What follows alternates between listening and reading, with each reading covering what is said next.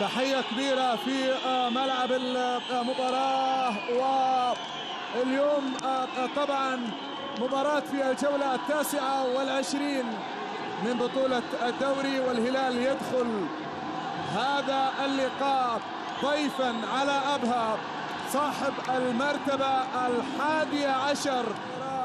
وأجواء حلوة، وأيضا ربما الهلال يلعب من دون حسابات، من دون ضغوط، وبالتالي نريد أن نستمتع معكم ومع الجماهير الحاضرة في ملعب المباراة. وعندنا طبعا في قائمة أبها في مباراة اليوم ديفيز إيباسي حارس مرمى، فهد الجميعة على اليمين، أمين عطوشي وزكريا سامي، محمد الكنيدري وإدريس صديقي وعروش متي